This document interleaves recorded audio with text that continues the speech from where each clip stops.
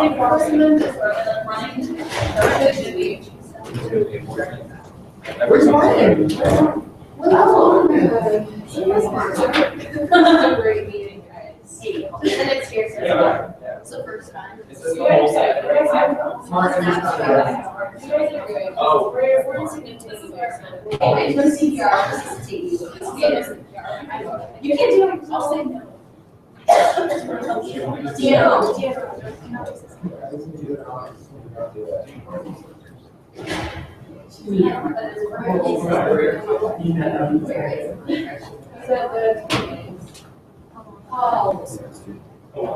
I don't feel where you're shooting.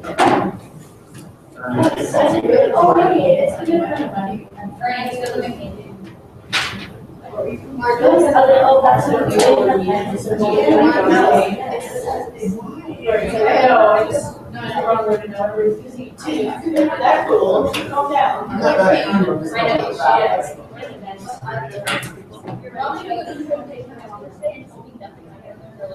Because if it's trying to like, sometimes it gets reflections.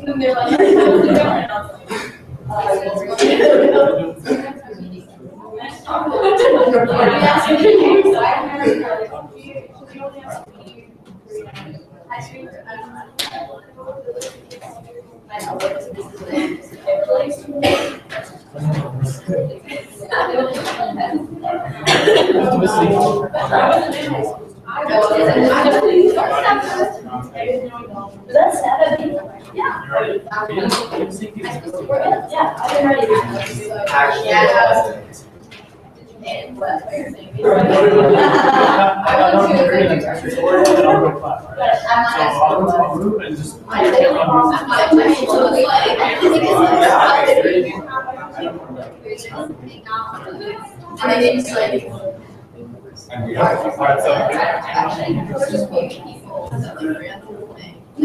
Everybody else just jumped on. I'm making more.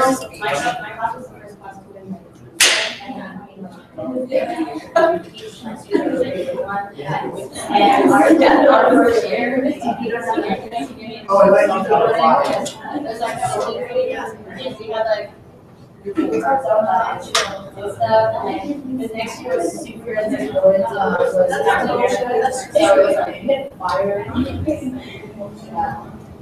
and then since then, because of our class,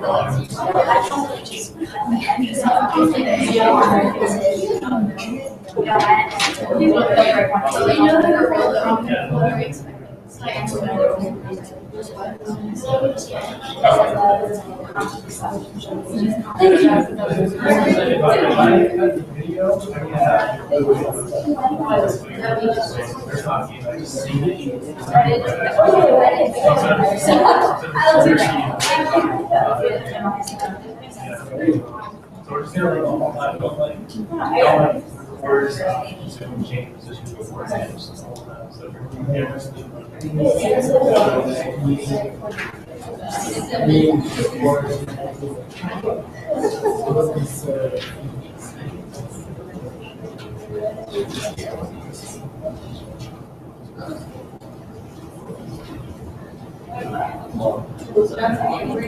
Do we agree? Yeah. Did it say that exactly? I think I did.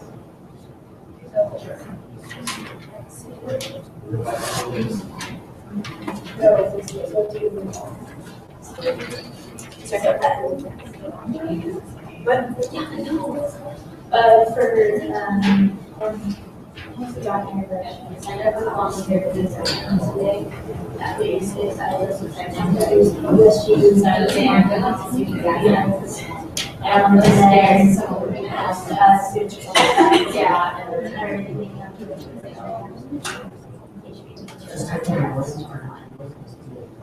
Yeah, thank you, guys.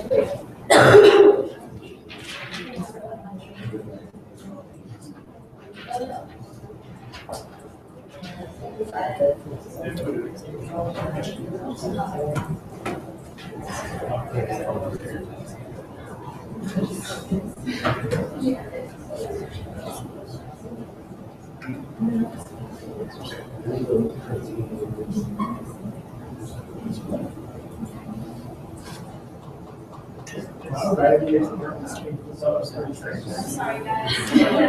No, it's all right. Yeah. I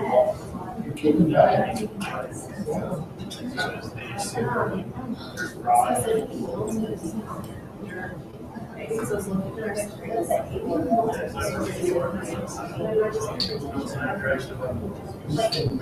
enterprise story. Yeah. Yeah, so like you go through those like that's what like because the kids it's like well it's different because like we I didn't really take teachers we don't have that. So I know yeah we have like enterprise story. Excellent. We actually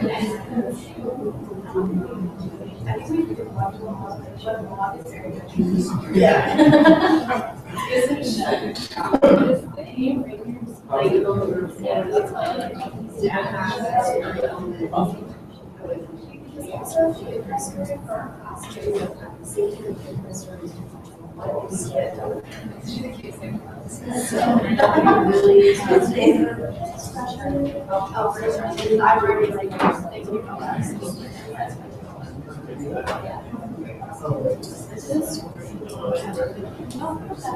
Like, yeah, that's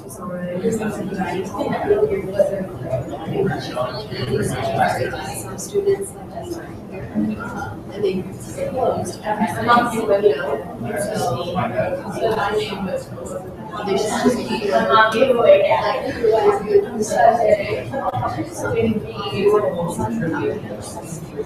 yeah. That's just like it's not fun, so it was awesome.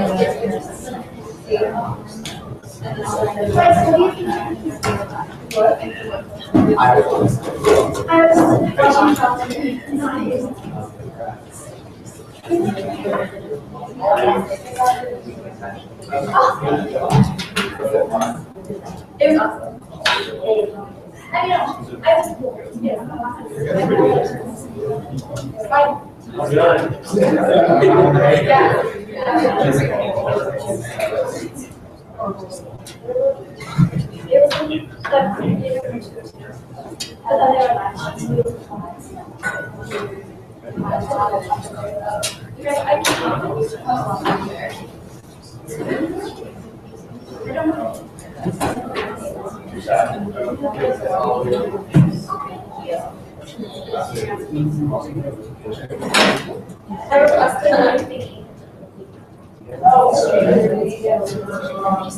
Oh, actually, it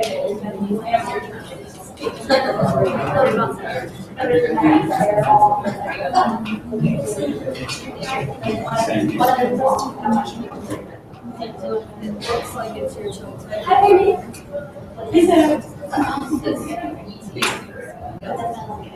I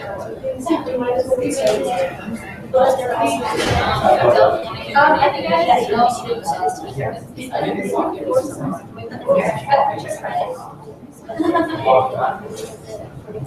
way.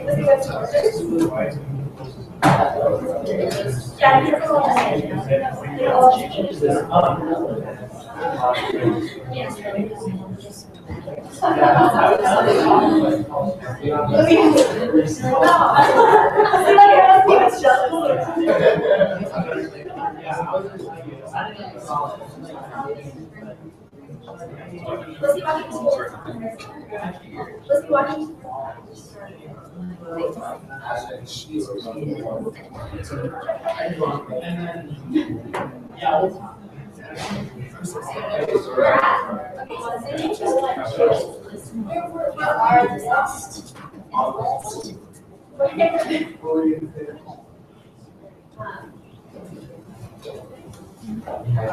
Do the people who just came in today show up at consent?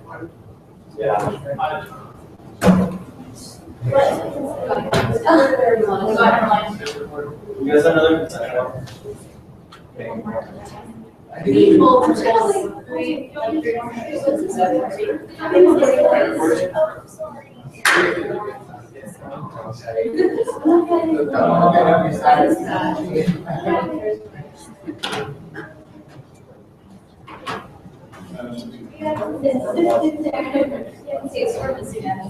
all right. Well, I do the consent form.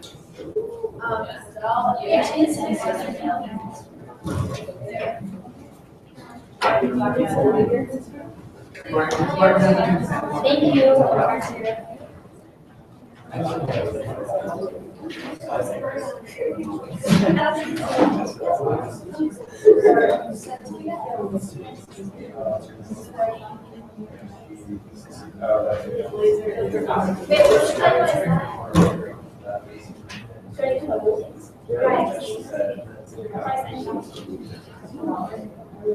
I had to hear about afterwards because I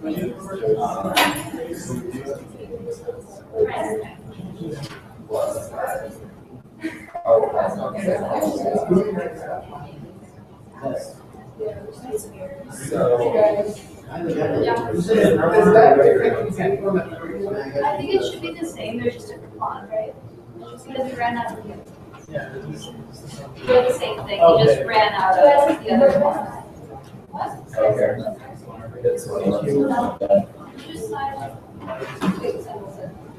No, sorry.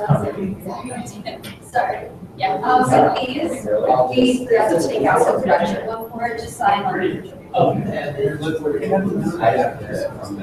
was sad. I put your name on and they said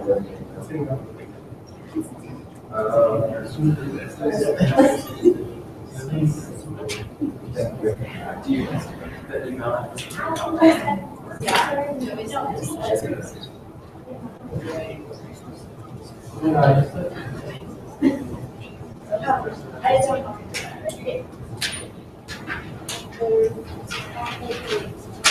Did you ask?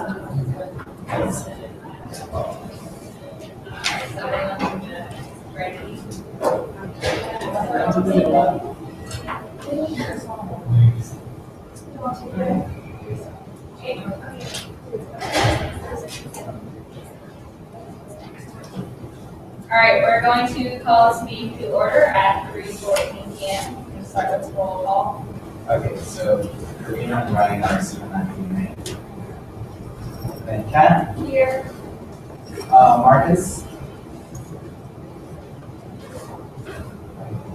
Savannah, Jackson, here, Mattel, Nathan. Is he? Yeah. Bryce, here. Eric, here. Lauren, Here. Hunter, here. Brayden, here. Heidi, Here. Marianne, Here. Vanessa, here. Martine, here. Jade, Here. Riley, Here. and now on Katie. Here. Okay. Ariana, Caitlin, Lindsay? Alan? Okay. Erica? Here. Awesome. All right, so before we move on to the approval of the agenda, we need to change some things around a little bit. Our missing executives right now. We need to shift the confirmation for both of those positions, the executive updates and the director reports, until after the Senate reports. So on the line, make a new line starting at meeting.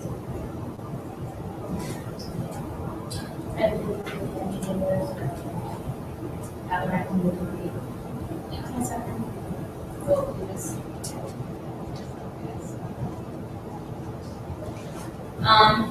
All those in favor of amending the agenda say aye. Aye. Any opposed? Any abstentions?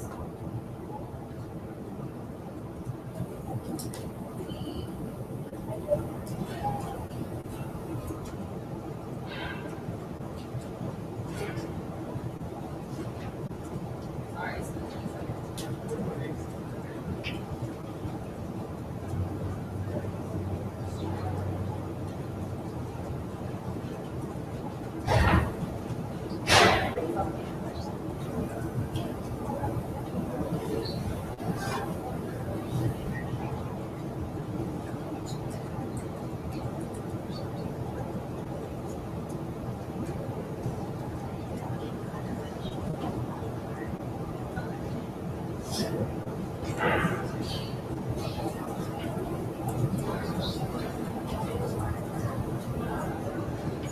Okay, now these changes made, Sarah, the agenda.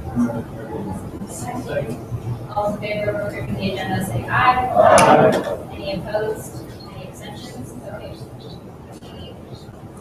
Agenda has been completed. Moving on to funding requests to start out, starting with the student nurse certification. Where would you like us to? You sit right there. Yeah. Okay, so we are here to ask for funding to go to the NSNA convention in Florida. So that's the National Student Nursing Organization. And they were meeting in Florida this year. Last year they were here. So basically what's going to happen there is delegates from all across the nation, from different student nursing organizations at different nursing schools, are going to come together and participate in lectures, seminars, and we're also going to be going as delegates to represent NSNA and ASU to be participating in elections and different voting procedures. So as the executive board, it's important that we go there to kind of be the face of SNA at ASU and grow this organization and just kind of grow nursing in general at this campus. So it's really important to us because we would like the opportunity to be able to reach out to people on a national level and not just the collegiate level here in Arizona.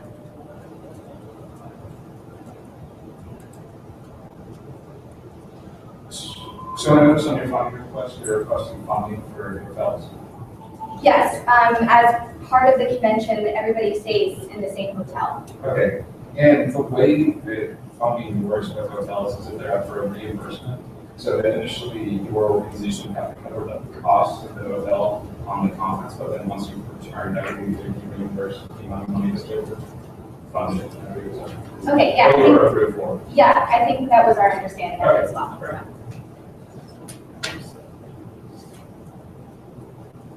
Just for clarification, can you please repeat the total that you requested? I believe it was $1,800. And by the way, I'm Rachel Kumar. I'm sorry, I didn't introduce myself. I'm a little nervous. I'm the secretary of SNA. And I'm vice president, vice president.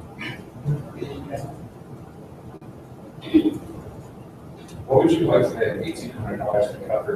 On the description of expenses, it adds up to the total, I believe, of the $2,674.30. Do you have an idea of what you're looking at that $1,800 to go for? It will go towards the hotel stay and plane tickets to get there. And the convention fee, if we have leftover money from the $1,800, it'll go towards the convention fee, which I believe is $100 per person. Then, my follow-up question will be, are you okay with covering the remaining costs? Yes. Okay. Yes. Have you looked for outside funding, just out of curiosity? I don't believe that we have, no. No, that's okay. I know that we have our own small budget from our own organization.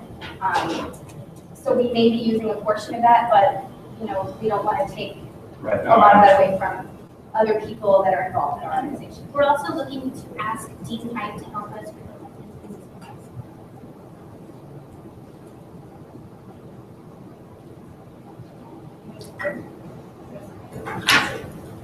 All those in favor of approving the funding request, say aye. Aye. Any opposed? Any abstentions? Okay, passes. Thank you very much. Moving on to NAASU's request, is there a representative here? No? Okay, then we table that. Okay, so we're gonna need to table that.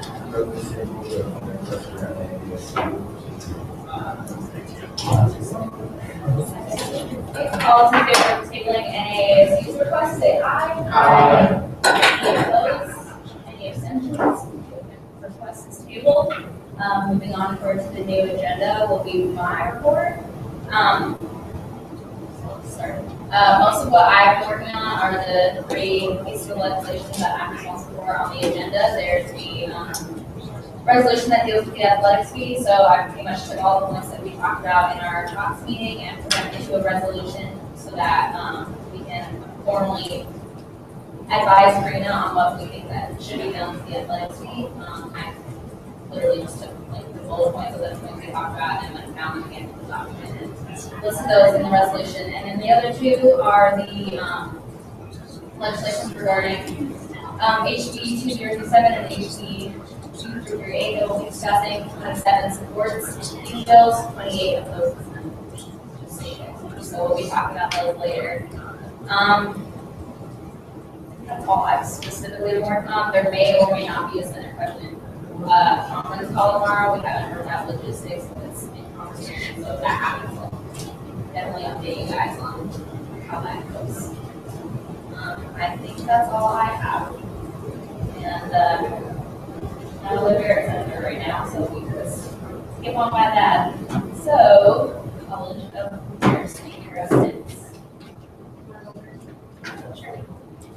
So as of right now, my main goal for the past 2 weeks is co-sponsoring a bill with one of the other people in the Senate. And so Riley and I got together this week and we sponsored resolutions 22 and 23, which will be coming up later in the agenda. And what I'm looking forward to the next 2 weeks is contacting Sloan and kind of picking up where she left off on the I-Force fee. So hopefully pursuing that in the next 2 weeks.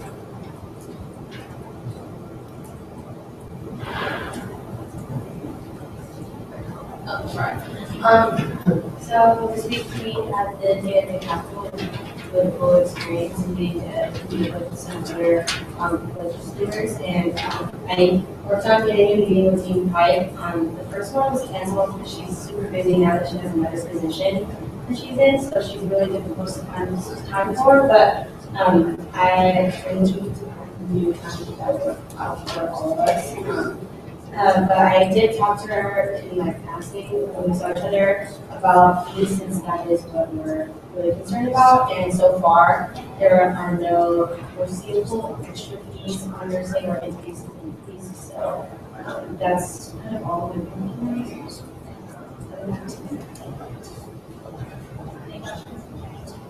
Okay, then we'll move on to the College of Services.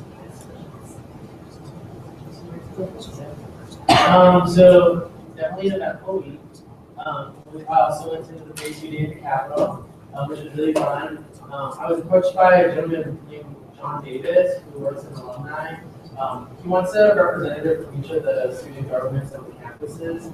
So we're going to sit on these committees that, so he wants to, instead of like just sending out their senior rings, like the graduating seniors, he wanted to make a ceremony. So kind of wanted student input from that. So the representative from each of the colleges, we told them we'd get somebody for them. So if anyone's interested in like participating in that, let me know and I can put you in contact with him. And then today I was supposed to go to college council, but that was canceled. So I would definitely love some advice from all y'all that like work with the college council to see like what I can do like better in my role to help them out. Also, Vanessa and I met, have planned on things for Passport for Phoenix, so I definitely sent out an email to all any local businesses. So far, I got one response that they couldn't attend, so I'm just waiting to hear back from any other local businesses. That's it. Back to what Martin said, college council is being very active right now. We're really looking at what we should be doing for the rest of the semester. Last week we had our senior social. It was at Chambers on First. Basically, we had that to graduate our spring semester class. Also, with the college council, we will be having a town hall with Compel. And within that town hall, I will be asking if any fee changes will be occurring for our students. If not, then of course we'll put that back to you guys. And we're also just seeing what our students think about our college within that town hall. Other than that, Passport to Phoenix has been doing pretty good. We're doing outreach right now. Martin is doing local businesses, and I'm taking on the student organizations here at ASU. Other than that, you. There are no questions. Okay, so I'll go first. We met with our team this week. It was pretty cool because I got a 24-hour, it's supposed to be a 24-hour building, but not all of it is 24 hours, so we worked out some of that. So now Duke Calhoun is going to open up another classroom for computers to be used, like late at night, which will be super good. The second thing I've been working on was the New York Times Cafe. We finished the marketing, finally got the catering done, so yay, that's awesome. The other two things that I've been working on have been working on is all the legislation. I'm sure you guys see took up the bulk of my week getting that all in. And then I heard complaints about the construction going on outside of your place, so I just met with Ron earlier today and talked about ways that students can actually get white noise machines to lock that out, and the other management has those. So if anybody hears complaints about that, let them know that those are available. Like she said, we had a meeting with our team this week, and we talked a lot about developing some curriculum in terms of we're having a first on-site bilingual class in the fall, as well as offering. He even asked us our opinion on like the history and journalism class combined. And in addition to that, there's a class called Multimedia Journalism, which is being offered to freshmen for the first time. And so he wanted our input on that, so we kind of gave him that, but I also was looking to getting more input from freshmen as well as sophomores on when they would like to take that course. He also talked about what things make Comkite special amongst competitors, but popular competitors. And then the flexibility within Comkite degrees. So I'm working on a blog post about that. That'll be published sometime next week. No fee increases with the Comkite school in particular, and communicating with my student intern who I think will help. Well, I'll ask her if she wants to help with Earth Day, but. Okay, awesome. On to health solutions. So it's been pretty good. I got a meeting scheduled for another meeting with Alice Nestor and how to use the local solutions. They're creating their outreach for us. So it'll be really good for getting project started with them. We're talking with them again. We discussed the possibility of starting back up with the freshman convention project we did last semester. Even though one is accessible because we have to actually do last semester when we did this semester, it's not like better data. So go from students who begin change makers at the end of the school year. And though really affect us this year, huge help that semester. Then collecting feedback for HB 2072, HB 2038, Prop 103, and looking at both sides of those arguments just so better findings of the that's really it. This weekend, getting one letter at USGD. Also, I emailed Ryan about writing resolution. Wasn't really how we do that. I will be doing around possible 22:30. said. So, the chief of staff and director of state municipal affairs applicants are on their way, I believe. So, I'm sure you walked over right now, but I don't know if I'm right. Sorry. Yeah, no, I don't think that's sorry, I don't know if what's gonna help. And maybe get everybody excited, but if you guys are okay, we'll just postpone that until they can't hear.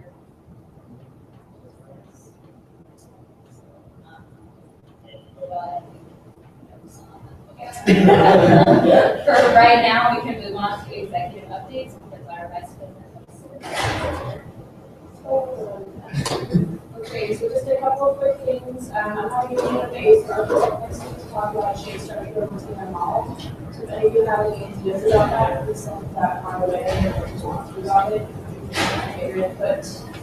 I also need someone to write some legislation on a model because I'm a settlement code issue, so I don't really really down with that right now. I promise I am responsible for ensuring you have a you ready for coming out, so just talk to me for some and then also this little interest rate, because we have to really reform the recommendation, so.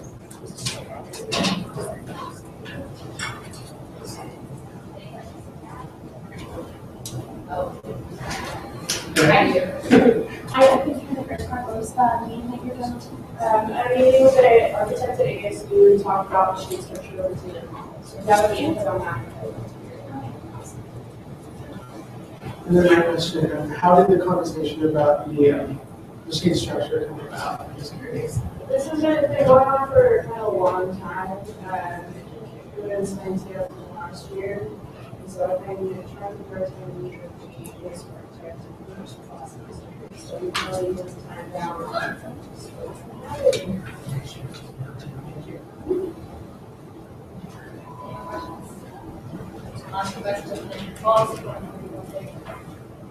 Always in the same place.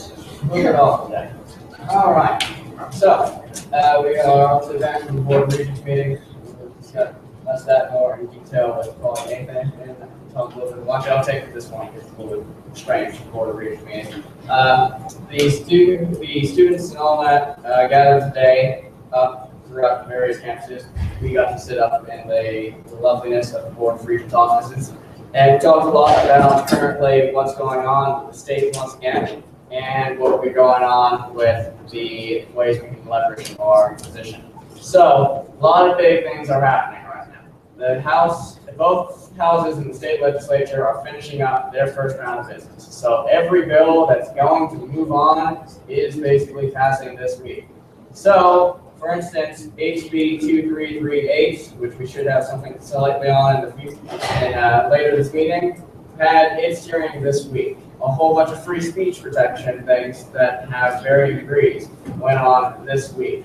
And also, they're starting the small to optional budget, if not already started, for basically next week. We're expecting a budget on the state level in the next 2 to 3 weeks. So hopefully that does not hit during spring break. This is the tradition, is that it'll happen right before.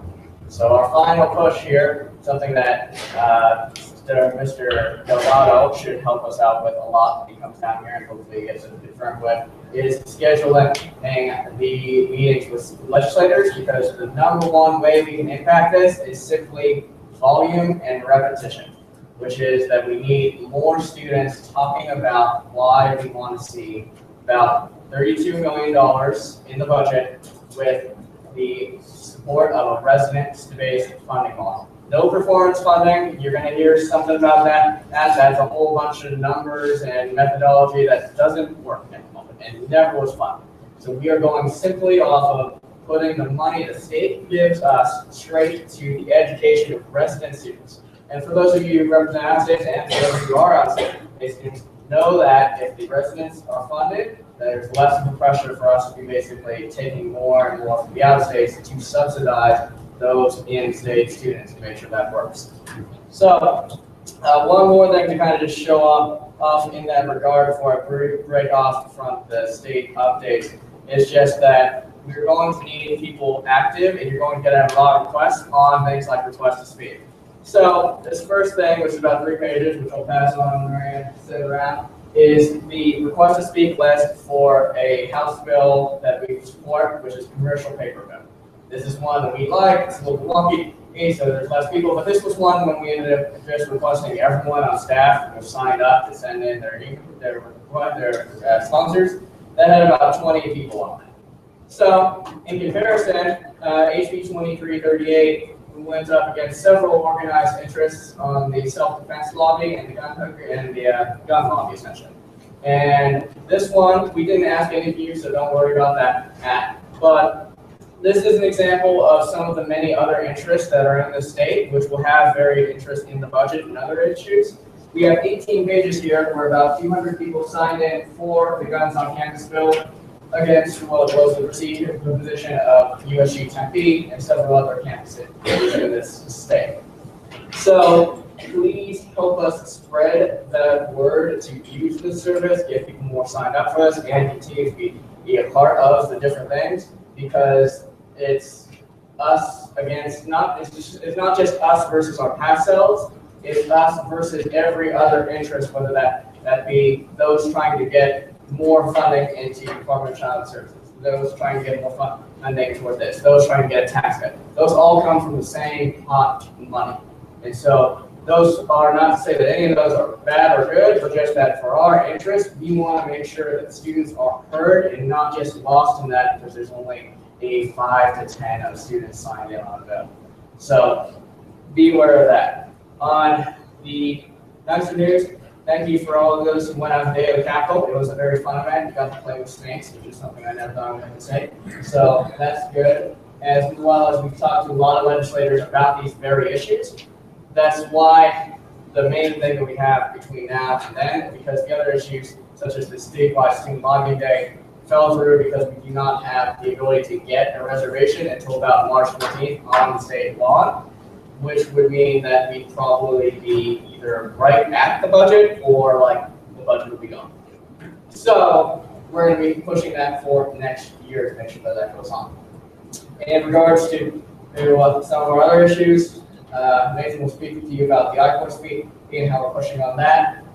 City of Phoenix, we should be having a situation up here that is obviously partial implementation. You're stalling. And then lastly, just from the board, they are going to help us out with graphics and other things to help with our lovely jargon and to make sure that we can get those things instead of just photoshopping graphs out of pictures that we take during the presentations. So we'll leave it at that. Just help us spread the word.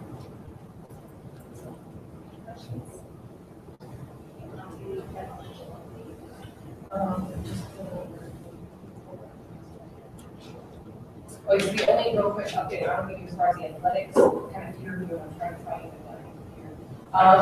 here. Is that we did find out that the COP actually is going to be given. So while the Oxford might be finishing up in like a week or two as far as their comments back to COP, I did found out this week that COP is going to have to the end of this semester to kind of draft up the very final document as far as how we want to see things change and whatnot. So that was next year, as well as we brought up the concerns that I know the vice presidents, but also other individuals on our executive team as far as when are we going to get to talk about athletics. And so we did get it verified that after Oxford gives us their recommendations, we will have athletics in the COP meetings that I can then ask all those questions about athletics and say, okay, so where did money go to what items and what items have been met basically. So that's what we all know, especially the legislation that we will be kind of passing today, and for and right with all your comments. As far as the student potential increase in the student program fee, I sent an email to all of you. I sent it earlier this week, and I have not heard off replies from all of you. So I need all of you to read that email and reply to me that you understand the campaign that's going on. If you don't have any questions, or send me those questions. I want to give a shout out to Bryce as well as Lindsay. You both are fantastic. They stocked the document with student feedback. So I appreciate both of you so much and the work you're doing for getting student feedback. So thank you both so much. Right now, I have a majority of students that are in support, but we're in week 1 of our 4-week campaign, so continue to get into that we can using that in our future votes. Don't forget the basketball games this weekend that you mentioned trying to attend. I'm having a meeting with the library next week, which we discuss those renovations. You all heard me talk about Those end up being the biggest things. Oh, we did construct the student body-wide email that we want to send out in regards to the student program fee. That was from your recommendation at our previous meeting, where you said freedom should do fees over, what we've done kind of initiatives as far as getting that out to the student body. So I did draft an email. I'll just have a little bit more difficult time than I would like to see it being approved and moved on Dr. and Provost and then being sent to students. But we're working on that. Staff's been a big help to us, all of our PR stuff.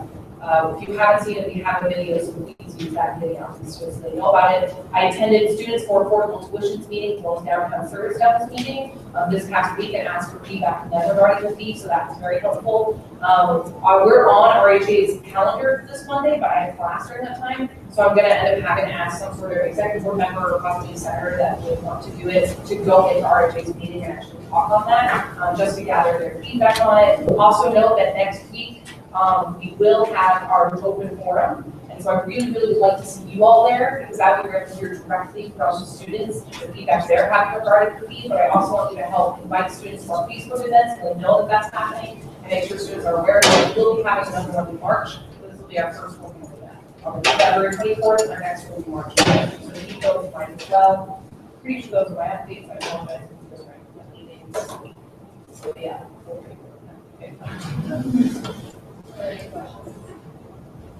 Okay, so now that our potential new directors, I don't know how to say that, but yeah, they're here now. So we can go back. So we'll start with the chief of staff confirmation. If you want to just stand up and introduce yourself.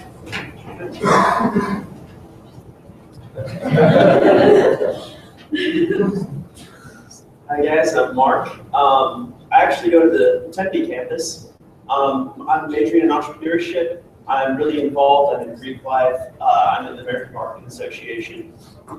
I'm also politically involved in the school on President John Kasik's presidential campaign, or Governor Kasik's.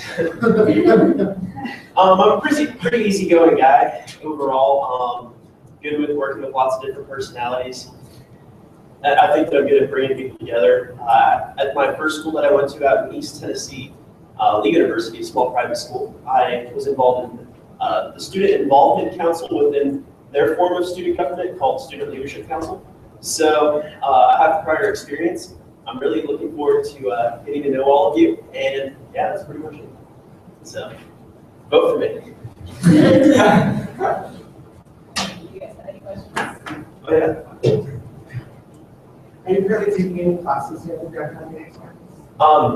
Not currently, but I did have, I picked up a minor in media analysis in the School of Journalism. So I'm taking the term B. It's technically online, but I wanted to pick up a seminar potentially in the topic class, I guess it's called, in entrepreneurship, because that's like my major, and it's also through the School of Journalism. So. Thank you.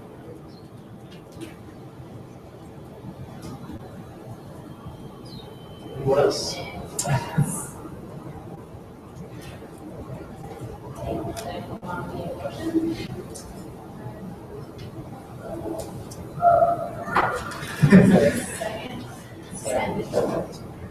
All those in favor of approving the new chief of staff, say aye. Aye.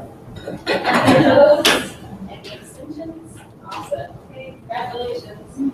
I don't know if you care. Yeah, chair. That's chair right here.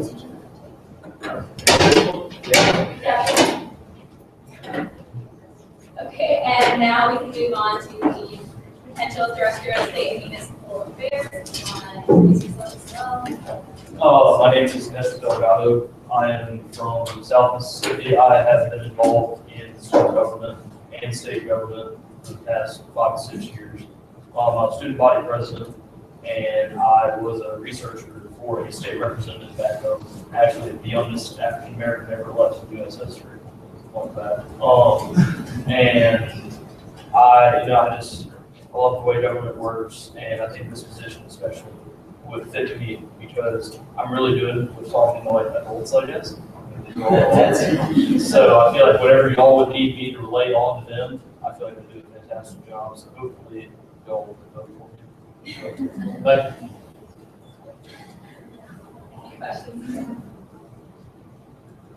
Same question. Are you taking any classes here at the downtown campus? Yes, I take 17 credits. Okay.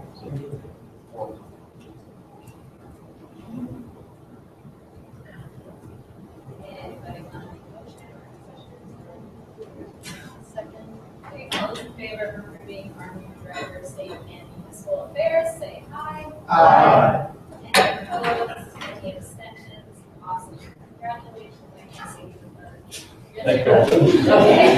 I think you're ready to So, chat. Mr. Chair,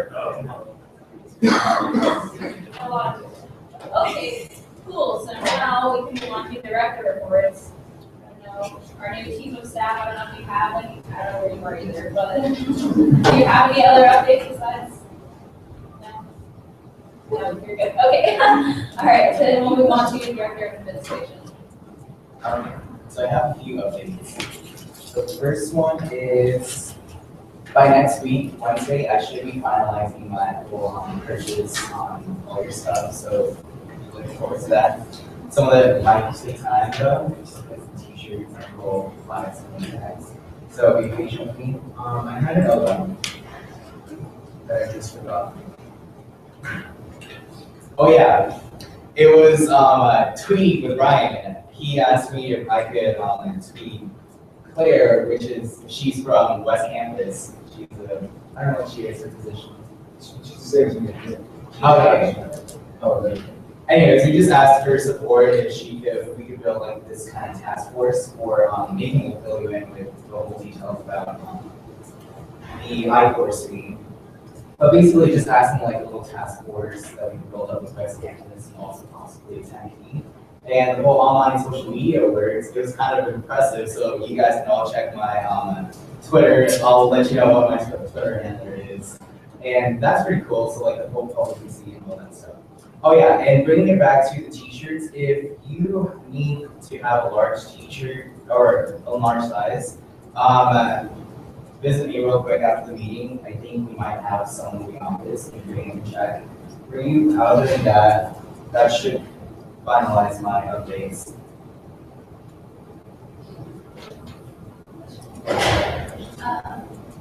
If we like need a t-shirt, just like, or do you have everything? Yeah, did you not get my email? I don't think so. I'm in Google Doc though. Okay, So- because I just copied and pasted Okay. it. Okay. If not, I can forward it again. Yeah. When you say t-shirts, you mean like the polos or? Is it? The polos. Okay. Okay. Wrong word.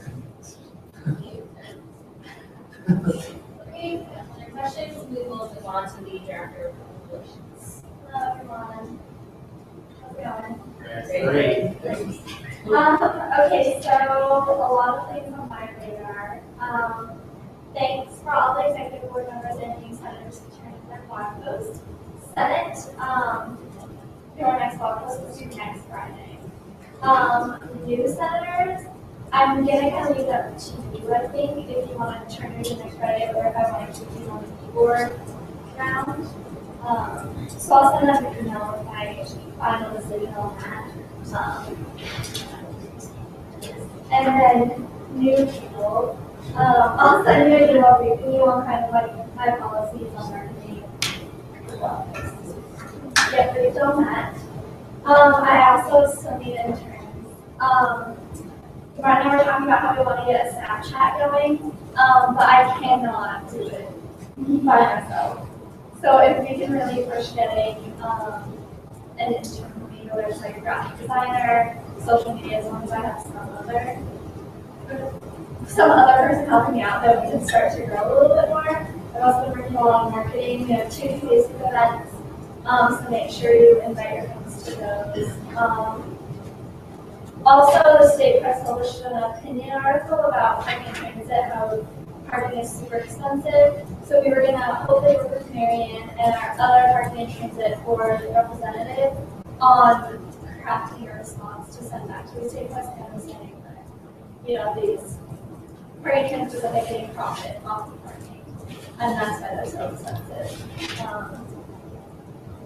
Also, I'm just ordering marketing stuff. Guys,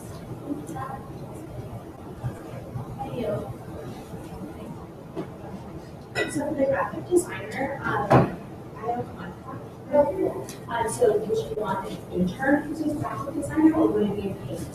It'd be an intern. Yeah. So I have like 4 current intern positions, I think, underneath me, and none of them are filled. So, and, but yeah, they are interns. Yes. On to Director of Finance. Yeah, everyone was a productive week, so I have finalized industry-wide funding document draft. This looks like paperwork. An action plan, I wish I had my computer with me, so I can show you, but basically the plan is in place that would kind of call for, say for example, that you have an organization of less than and they want to have a downtown campus. Determining based on the university-wide funding committee contractors, based on their needs of who the primary beneficiary of that event would be, that campus would then pay for that. Does that make sense? Okay, subsequently with that, there was also a regulation that's imposed by MPA at the moment that prevents students from requesting funding if their major is in any other campus. So say for example, there's a student who's a part of a temporary organization that they want to request funding for their organization, but their major is on the downtown west hallway campus. They are not allowed to get that because their current bylaw states they will get shut out of their funding system. And so that's something we're looking into. And so along with all of that, the kind of caveat to all this is that how what we're running into is how do we put these in place so that next year's administration or whoever's in charge next year either A, follows these or B, interprets them in a way that allows us to continue. Because this is something that throughout the semester and throughout the year that I've seen come up a number of times, there's been kind of a lack of communication between solving issues like this that kind of get left in this gray area and this kind of sit there. So it's definitely something that I want to work with all of you to kind of get something more in place, either A, possible bylaw change, or B, a possibility for requirements. So that's something that we can definitely talk in more detail on either next week we can talk if we have any questions. The main idea at this moment for the document is that it was proposed that e-works would all pass this in their director positions, but of course we would then have to open up this position for that change to Senate, and then you would have to vote on that. Of course, we'll talk more about this next week. With that, some EAC stuff. The EAC meeting on well this week as far as your errors on my behalf. It's just some stuff that I've been catching in. I had some trouble talking. That's just because it's been a long day, but I corrected that. We're starting to get into the time period where we're not there yet. We will be shortly where our amount of money that we have left to allocate to course will get smaller, and as we progress in the semester, we'll obviously get lower and lower on those dollars. So that's just something we really take into consideration. And with that, really making sure that we're asking the right questions to each organization and making sure that all of their goods are really solid and then planning to them appropriate marketing and that will really benefit the downtown campus. Along with the PAC stuff, I got word today from Diane so that West went over their allowed, their amount requested that we approved. They went over by $31. So they can now not pay for it unless we grant them another $31. And I'm not sure in direct whoever how to go about doing that. If we can vote on it here in Senate to allow them to get that extra $30 to cover it, or but unfortunately mom is set out. We're just kind of problem. So $31 over funding, traditionally we say they need to basically pay it off their own pockets. But the idea here is that as so what's the state? You guys as a Senate would be allowed legally to vote on giving the money, but traditionally we like to have that up beforehand, 24 hours, so that people would know, especially given that it's a money thing. That's really hard to justify not giving public notice of an expenditure. Because if it's an expenditure, it doesn't matter if it's $31 or $3,100. That could get messy anyway. So legally, I don't know what you guys want to do with that. If you want to do the other things, that would be just going back and saying if you want to apply more money. So the only thing I want to say is that, I mean, I kind of lean towards what Ryan was describing at first, obviously, like we said, we're going to pass to allow for those weird situations where we do request for reimbursements, but we don't like going towards reimbursements. Since that was like an accidental thing, you can pay that one and you can request for reimbursement and you make the decision. One thing I want to let you know is that what you choose to do is set a precedent, meaning that if other schools and this accidentally happen, they might expect you then to just pass it and send it, but they are not using a lot of funds, so I do want you to keep that in mind. And like, we usually in the past have not, in the history of state government, we usually have not done stuff like that. It's that you get the allotted amount that you want, and most likely where you can come back with reimbursement is not true at all, but also that you should be very careful if you're asking for exactly what you need. So just keep in mind though that if this is something you have in the future, that's your board, but it's not your respond however, the same way as you respond today. So. Very good. Do we know like what these, like why these $31 like were, like what that was calculated from? It was calculated because the organization did not calculate the tax. Oh, okay. I agree with Karina and Ryan, that this is just something we need to, like, say, we're not gonna do this because they didn't calculate their tax on their request, that we gave them guidelines to do. And then they didn't follow it correctly, so we're not gonna just allow for them to come back and get that simple reimbursement from us directly and send it. We can't send it. I definitely agree with Brady, like this isn't on us. It was their mistake that they didn't put their tax in.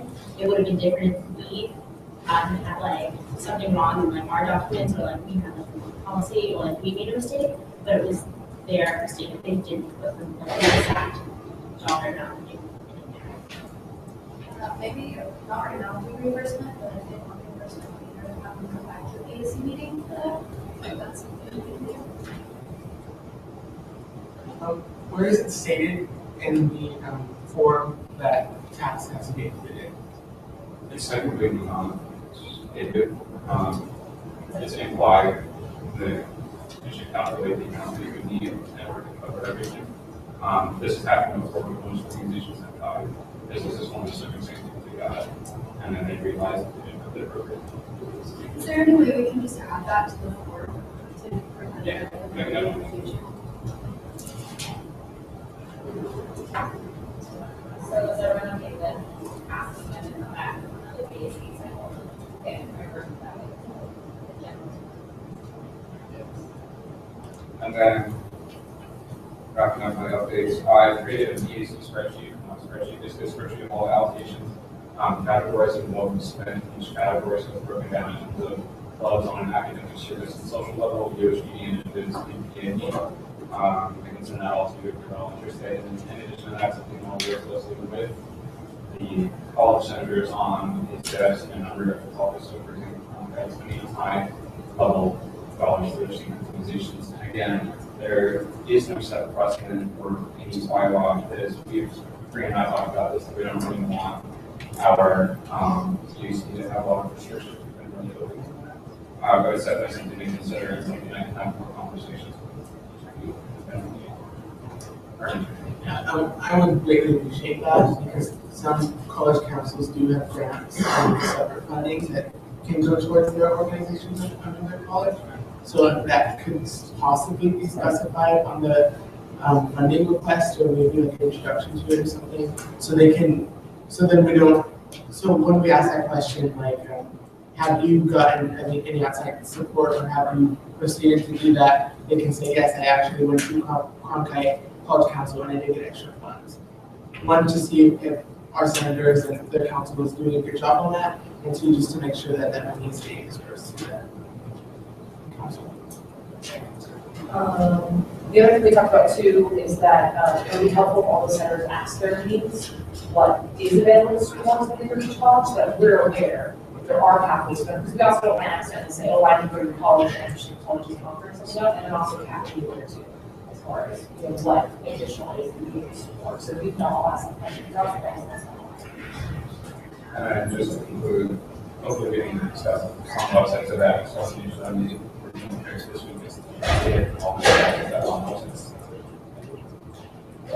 Okay, on to you, Director of Local Affairs. Hello. So volunteer program is officially starting on Monday. Thank you, Savannah and Eric and everybody for the welcome. The logo's on the website, the form is ready. I got a little bit of feedback that we mixed on the form, so it's a little yeah, t-shirts are also coming. That was pretty cool.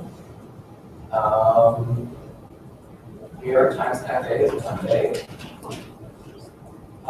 It's a student's guide to voting. There's a Facebook event. Please invite your friends and say your names to at least if you can. What was I going to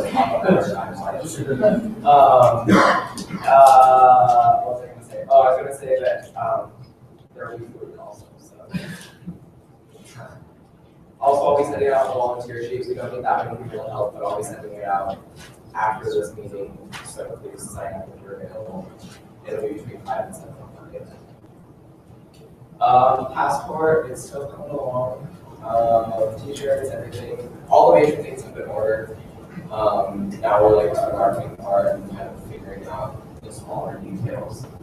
And again, that's March 24th. Also this week, I got an email from Karina about Earth Week. A girl from the Sustainability Club wants to maybe partner with us to do an Earth Week. I know Marianne and we had talked about an Earth Day or something, so I know you like that a lot. Are you guys working on the Earth Day?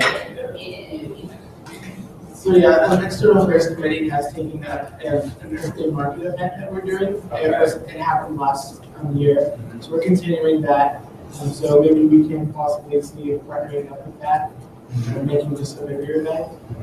I would say that currently we do have meetings weekly now for that Earth Day market planning. Okay. So, what are they? So right now, currently we are before Senate, caucus and or meeting. So Friday. So it will be Friday, and then it'll go into EAC. So right now it's Earth Day market planning on Senate meeting days, and then Senate caucus days right after Senate caucus and EAC. So we're going to planning. If that makes sense. So Friday on the Senate meetings is at 1:30 to 2:30 on caucus meetings after the caucus meeting. Okay, can someone just send me that? Yeah, it's great. Thank you. And then once I hear back from her, maybe we can figure out how she can put that, because they're doing something in Tempe for the whole week, like reusable bags and like a prize for people who walk or use sustainable something to get to work or school. So that maybe she can. Yeah, sorry. Never mind. I'll add it in my update. That's all. Moving on to Director of Technology. So what I've been doing is I've just been working with the website a lot and updating things. My next big project is to get the budget on the website updated so it's more transparent for students if they want to check it out, because right now it's just wrong. So they can see exactly where and how we're spending money. So it's great that we have it broken down, so it's really easy to see where the money is going. And then my next project is I'm going to start up talks with the University of Technology office about Wi-Fi again, because it's just getting worse. So that's my next big project. Hopefully I have a few more updates coming up. But I should be attending the next Technology Action Committee or Technology Action Board meeting so that I can hopefully have a Wi-Fi conditions done though. Just an update for you, and Name is already told this, I apologize everybody, but do you know that the budget's being looked at next time the technology advisory board meets? I do not. Okay, so next time, it's supposed to be with CUP, and we're supposed to review the budget that the technology board uses and that fee, so any questions you have there, any questions from students, you can do that. That's right. Question. Back to budget and technology altogether. Is there a difference between the video that is a step-by-step video on how to do the funding request to the new form now that we have? Is like the form different from before in the video versus now? If we need to update it at all? Because there's a video under our website that shows how to do it. Thank you, Ron. So with that, again, sorry, can you clarify your question? So currently we have the video, the step-by-step. Should we have to update that or should we not? My question is the form in that video different from the form that we're using currently? I've actually created an updated video, whether or not it's still. It's comparison, it's older. Eric, I think I'm getting that video this week. Should I have it on a flash drive somewhere? But with mine, it is updated and it is correct. There's just a few little tweaks on here that are different. Say, for example, now there's now an agreement that students should click yes on that they know that there's a cap of like $7 for sure. There's a cap of $100 for conference, $450 per person. Which after the last 2 days of meeting is not huge. I guess it's not good. Yeah, does that answer your question? It'll be updated. Thank you. And then along with the budget, it's not so much, I guess you could quantify it as being wrong, but it's just not. So that's what we said.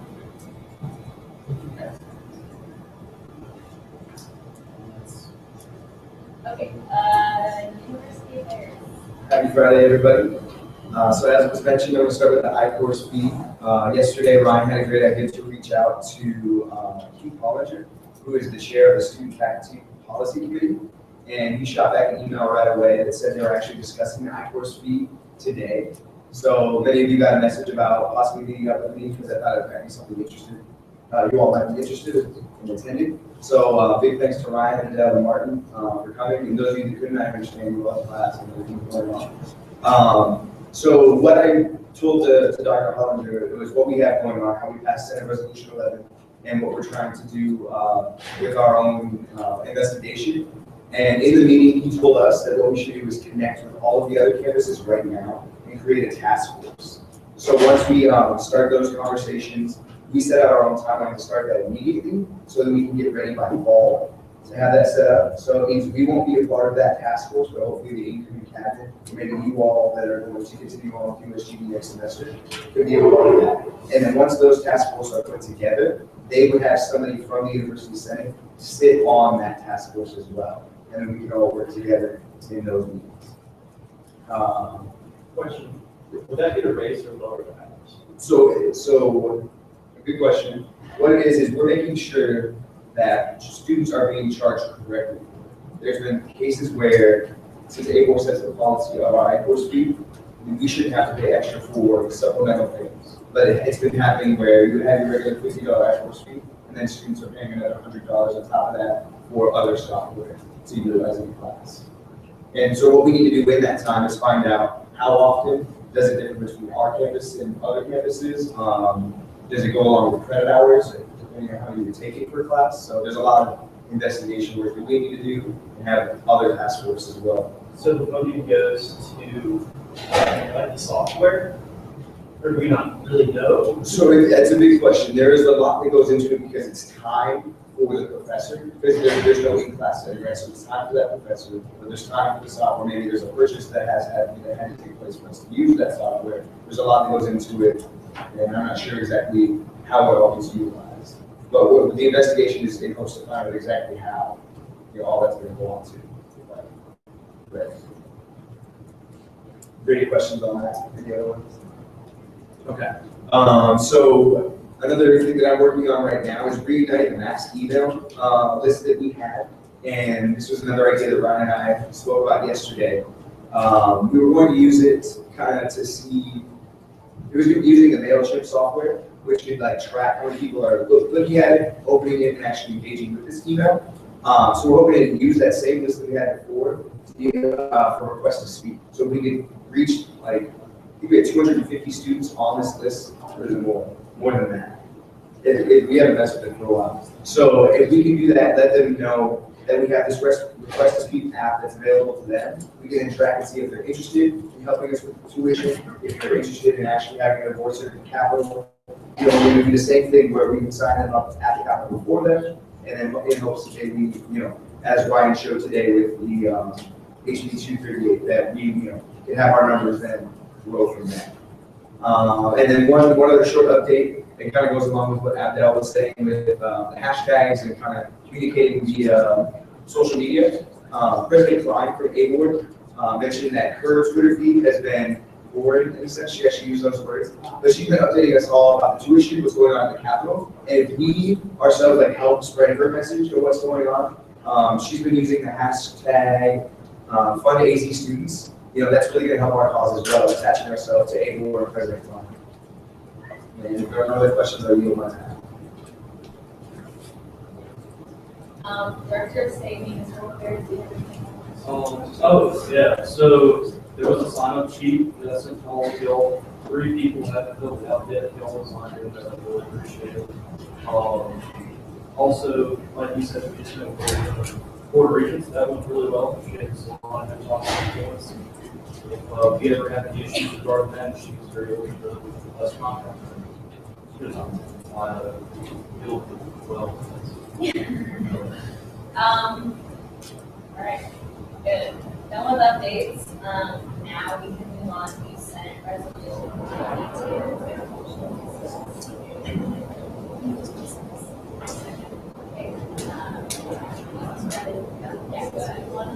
Heidi and I. It's pretty simple. This one is just saying that community colleges and universities will be required by state law to try to develop policies that will give academic credit for military service. So this will be for current or former military. If you guys have any questions, I think that would be better than me just reacting.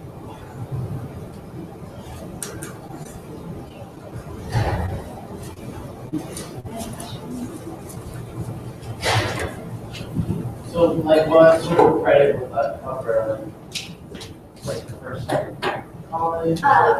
It's not set in stone. This is just a Senate bill state. It's just telling them that they need to like create a policy. So it'd be different for every community college and every university, but it needs to be something. So for some it could be like for the first year. For some it could be like 1 class a semester. You know, just some sort of policy. Yeah, I would recommend a friendly amendment to associates to just add a apostrophe red. I don't know what that line that is because there's no line numbers, but friendly amendment, if the sponsors agree that that is in line, then you can make it. It's done. How we do it.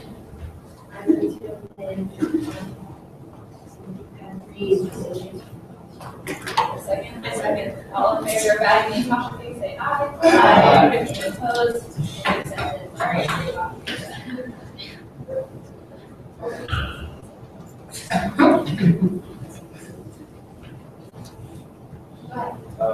My biggest concern with this is that it might get out of like hand in the sense that they'll just award credit for things. It says that policies and that award credit is yeah, only based on skill and knowledge, competencies of the number of pregnancies.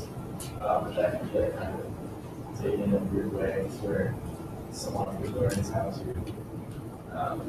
say, use Excel or something, that's just a total grant. And that can give you credit to the entire class and someone who thought she was spent the entire semester.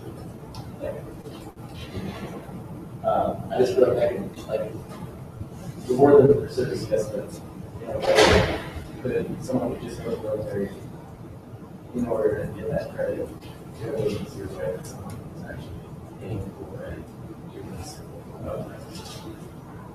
If that makes sense. And I don't know how that, like, I think again it's really local that would work out, but I don't know how they would decide what kind of credit, like if you just get credit from that college or like that university or whatever, saying you got 1 class credit, what class would be, what kind of topic would be on, or what major would be on, so that with the Senate bill, it's basically just kind of starting a conversation for these things to get in place. I'm sure there'll be much more legislation when they actually started talking about this. It's a pretty new concept. So it's just saying that they need to develop policies. I'm sure there would be some sort of checks on what these policies would be, so it wouldn't lead to like snowball, kind of like what you're saying. With any piece of legislation, there is the possibility of something like that happening. You're totally correct, but it's relatively baseline. Okay. I think another issue overarching with what Mary just said is that like each community college or each district would be able to like have their own policy.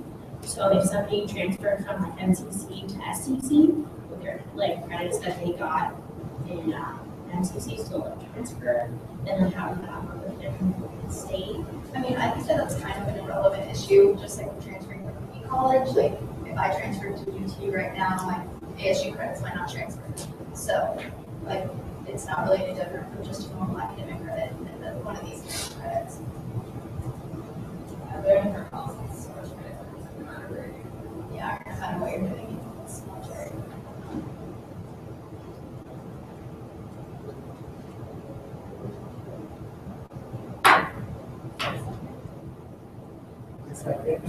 Okay, all those in favor of approving Senate Resolution 22, say aye. Aye.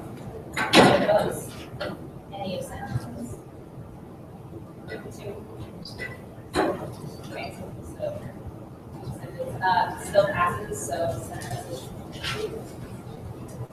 Cool.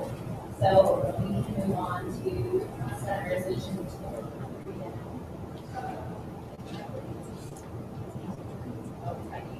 Discuss. Move to discuss. Okay, so basically, this bill establishes a post 9/11 veteran education relief fund, and in conjunction with the fund, there is a committee that kind of oversees the allocation of the funds and what happens with the money and how that's distributed. And so the funds are based on financial need, and they are awarded to military veterans who went to college, and the funds are from donations, grants, and other things. Are there any questions?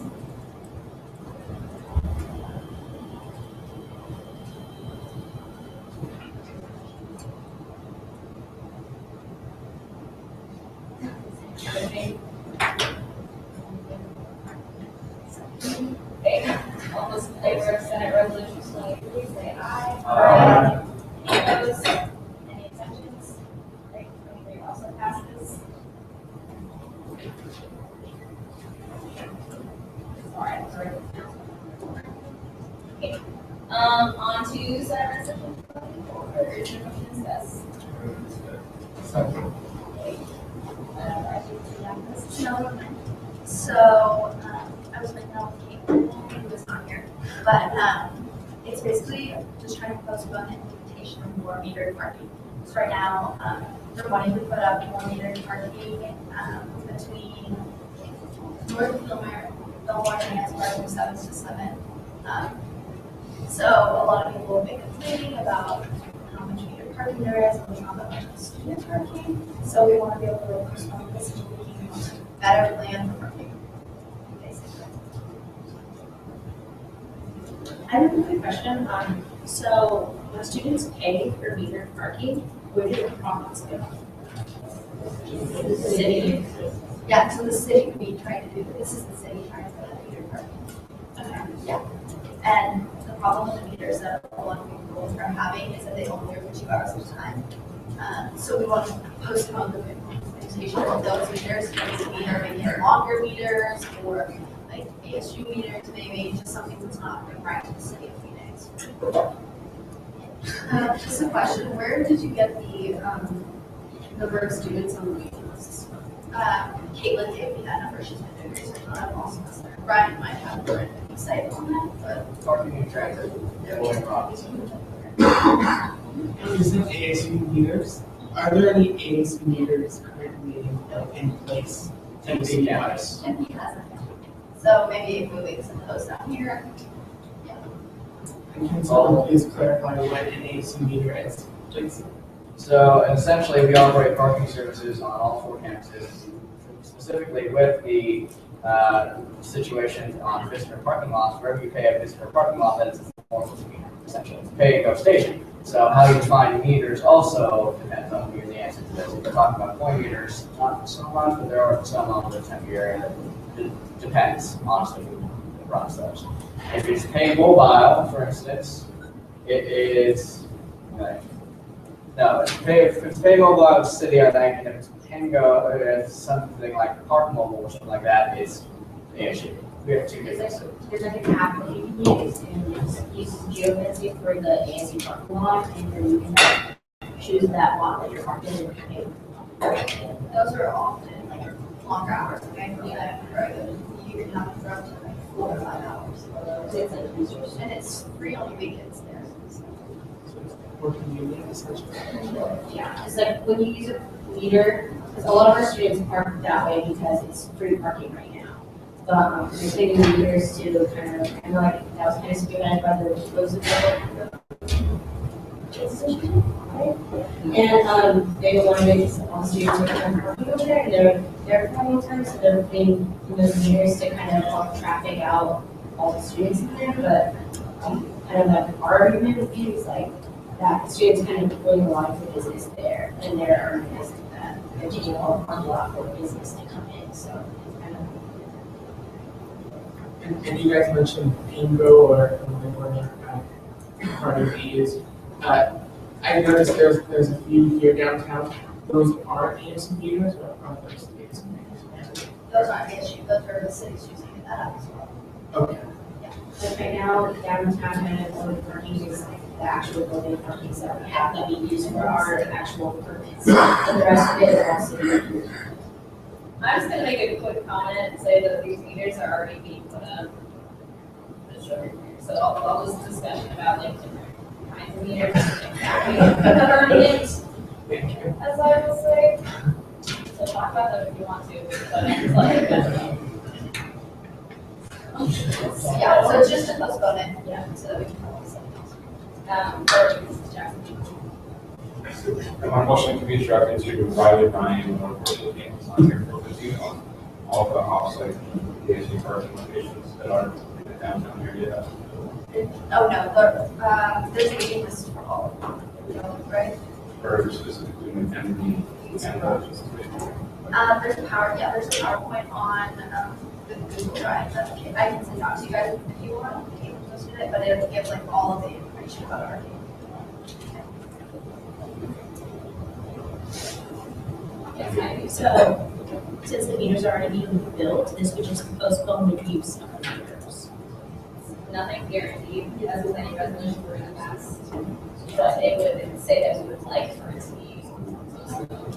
We feel would be best.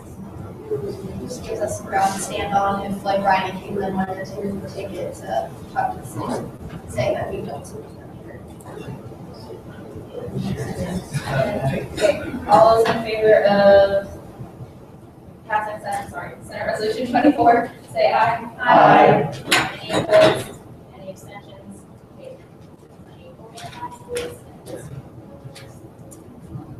Okay, on to thing 5.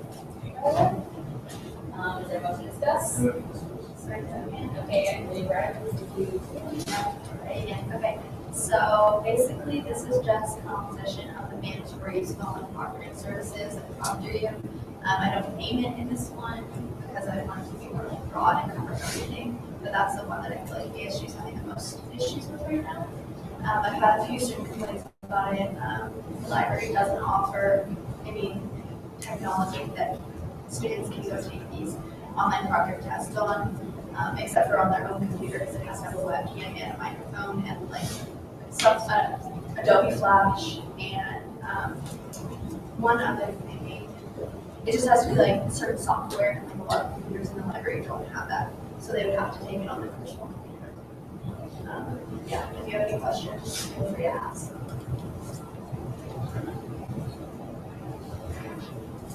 So, like, what, I guess my question is, what's the issue with them using their own? A lot of students feel that it's an invasion of privacy because it is remote control and movement program. So it's this random guy sitting somewhere that monitors you through a webcam and listens to your microphone, and they can have remote control of your computer, so they can get in your settings and like turn off all kinds of things you're not supposed to have when you're testing. And people find that really invasive. In your settings, they can obviously get into your documents or email whatever they really want to do. And some people like the convenience of it, and that's why this is just saying it shouldn't be mandatory through a class, and you should have the option of taking a test in person, being proctored. There's also small fees associated with some of them, like Proctor U has a $5 fee for like late scheduling or rescheduling. My only question, you actually kind of answering. I was curious why you went the route of just saying maybe not mandatory versus saying either a combination of this or going to this other side of saying like, the executive board is working on a renovation of the library, we would like to request that it includes the, offer of these services in the library, something like that. So I'm curious why. Yeah, I just went with the mandatory route because some people like it, it's really convenient because they can just, I know that a lot of times these are associated with online courses, and so students that are out of state, that are just ASU online students, like to be able to do this instead of going to a proctoring center to take their test. But I know that a lot of the students that are here would rather go to a proctoring center, so that's why it's just this would be making it, say that we want it to be optional for students.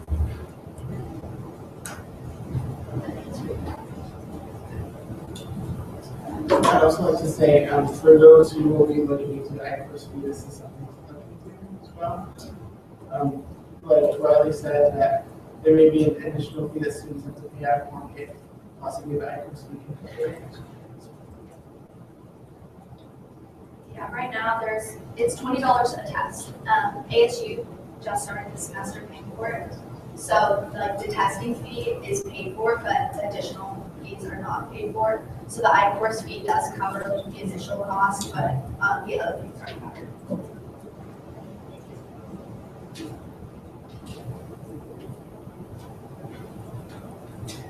I'm just gonna move, Okay. That's already all those in favor of Senate Resolution 25, say aye. Aye. Any opposed? Any abstentions? Okay, 25 passes.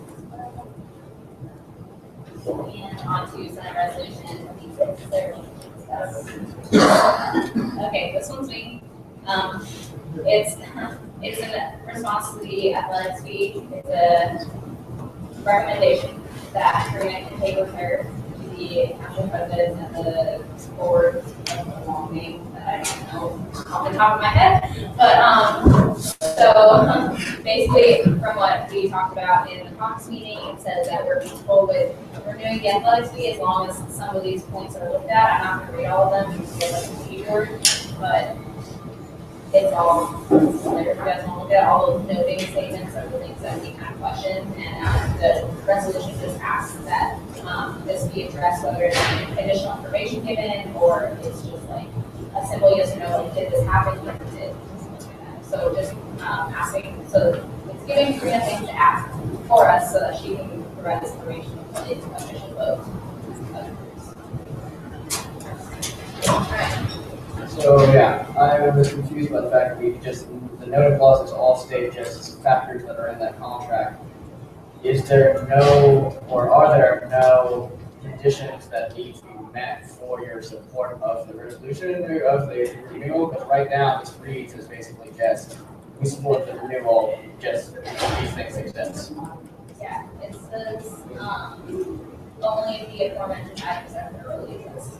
How do you interpret the press? Is that basically just asked? Because this literally says, I would ask every single one of them, every single one to be done, and you would say that it's supposed that way.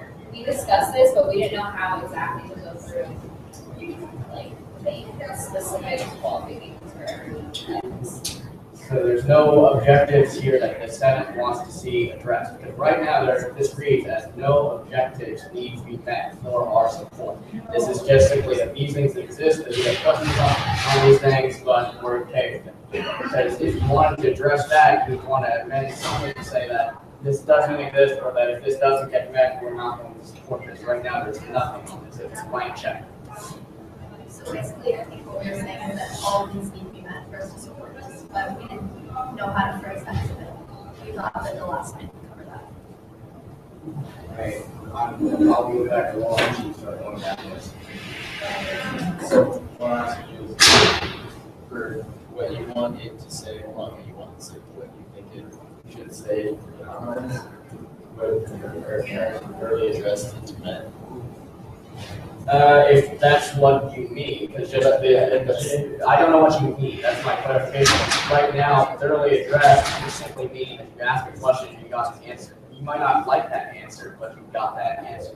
So that's what I'm confused on, is what that is. And I know that all of these may not be make or break points. That's your decision, but I'm just confused as to that. Right now, I have read this without hearing any of that, or even partially to this. I don't know what's necessary in this.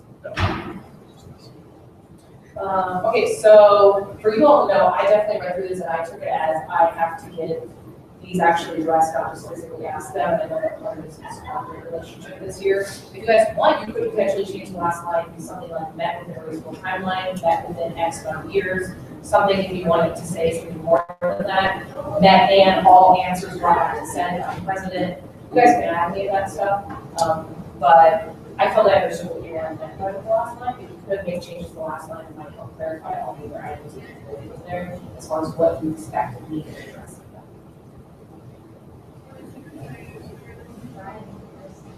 So, that's great. One thing I want to bring up though, is we had in our meeting with Captain Sav, you can remember this when one team was around, we had the chair of the ticketing committee tell us that the athletics team was a guidelines document, and that it was not a contract.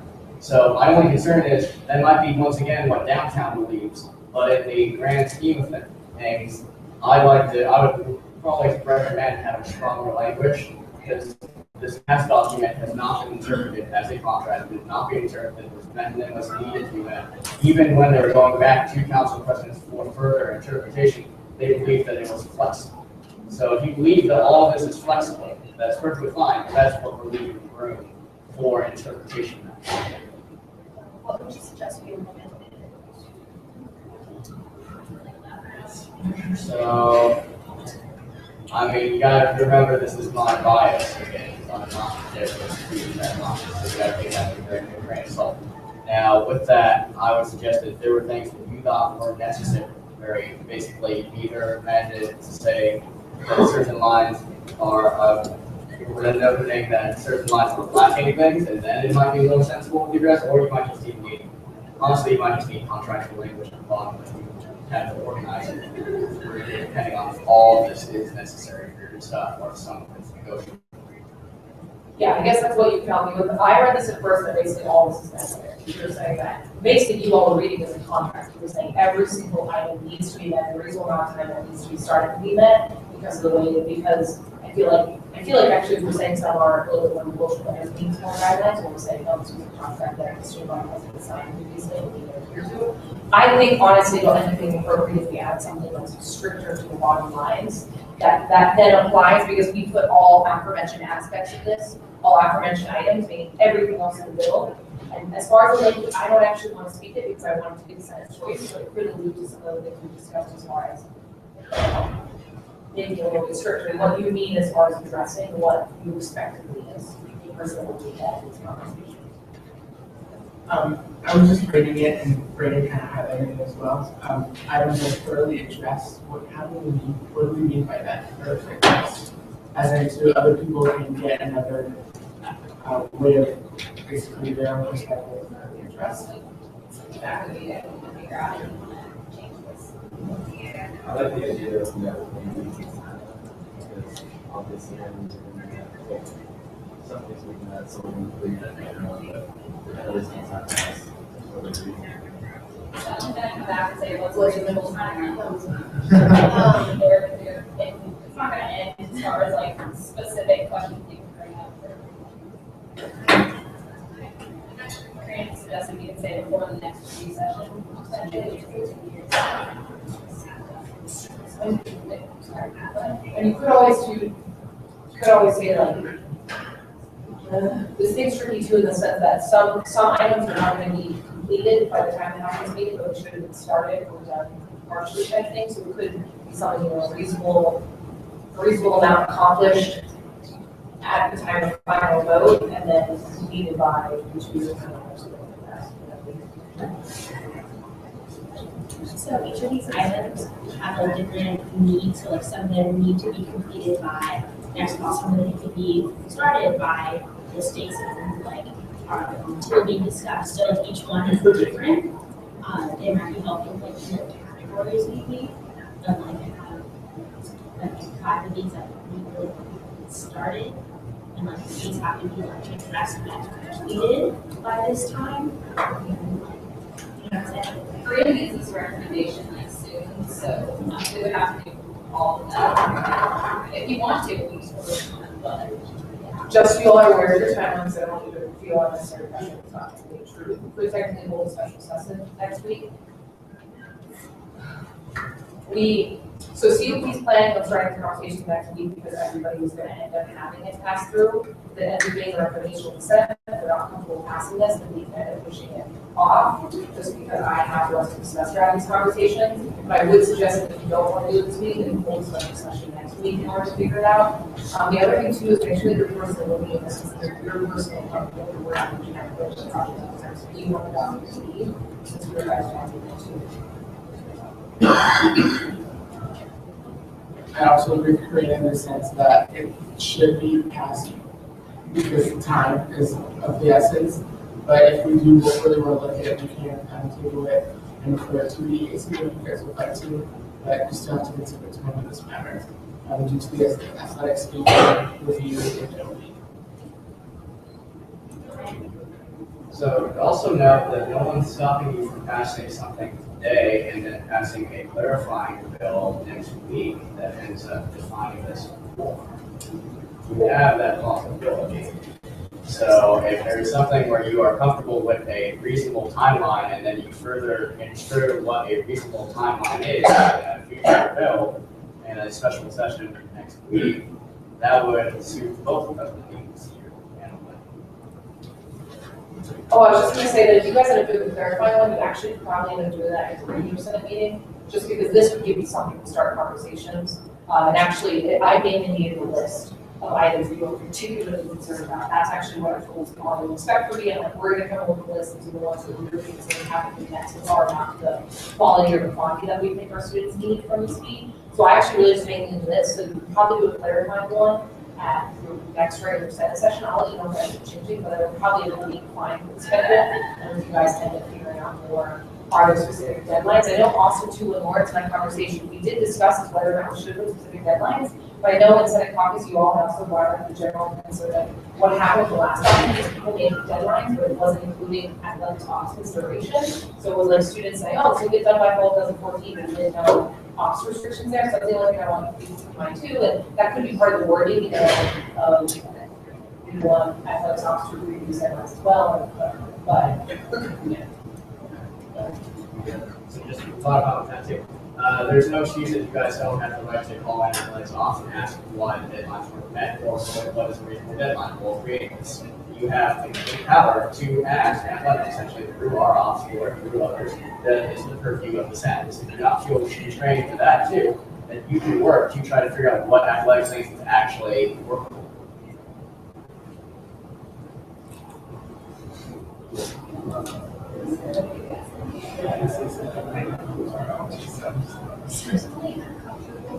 Just getting this, passing this today, giving it to Karina, and then coming back and doing it there.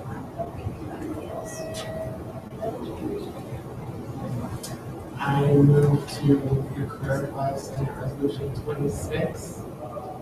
Right? Would that amend it then? Are we amending it now then? Because It's not me, that's why guys. we would thoroughly, if we wanted to amend it, we can do it now, but it's the thing, do you guys want to do it now, or do you want to pass this and then proceed? I'm going to amend, Senate Resolution 26, out of line 3.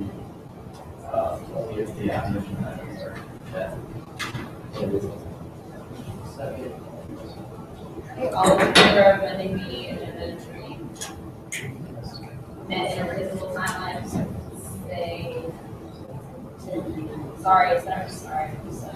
Resolution 26, say aye. Aye. Opposed, any abstentions?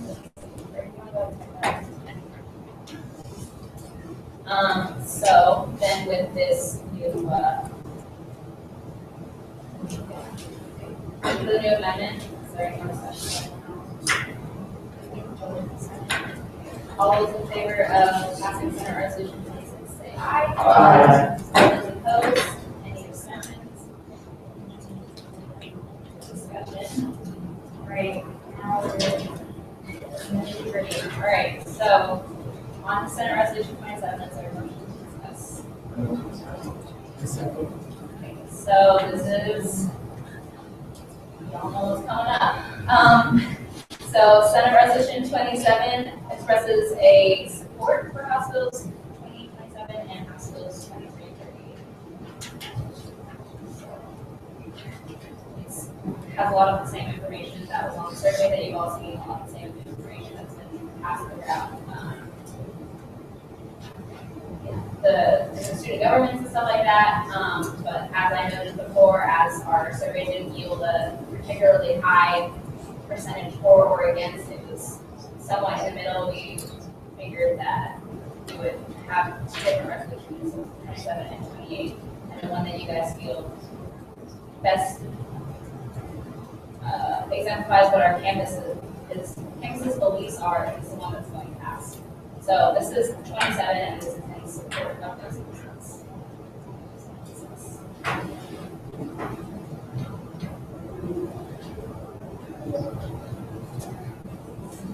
Great. I support to pass this because if this is a board's jurisdiction, there's no reason the state programs to say something different and govern our schools and they are responsible for government. If they were against the constitutional authority or against authority, I don't see why we would, as a student body, say this is support to state. Ultimately, I feel like the state has precedence over a board just because they are the ones that are like governing the state as a whole. Just my personal the state makes laws, the state board has a constitution as well, but the state makes laws.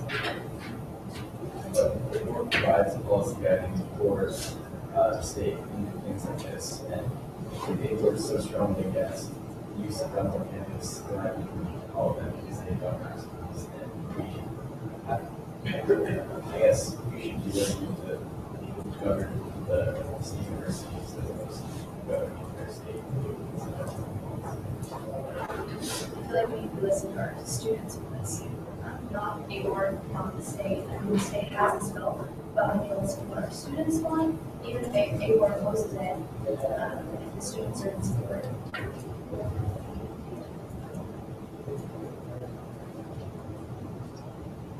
The students' responses and the decisive data is still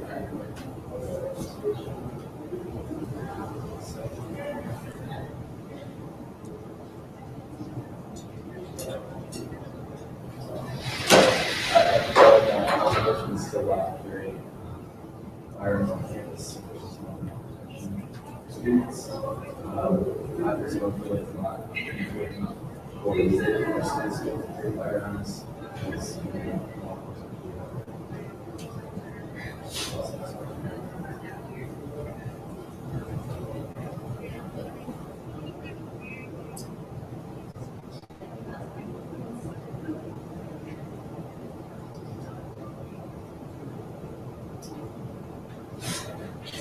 I'll represent a procedure for the kind of time this would be used for is to run and hide and stand around the class. And so even if it's situation, the regulations do not to be at the time for the first place.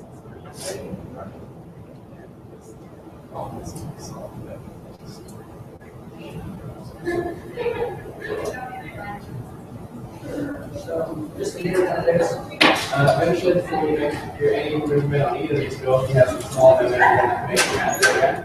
On the second part though, for the realistic part of this, let's know, new updates, House Bill 2072 is kind of dead, kind of not. So that's news to keep in mind, which is that it is not made it across the Senate yet, but it could make it across the Senate. So we're now back down to that 2338 that we passed around for sure. And that will make it over the Senate most likely, and that will be a requirement.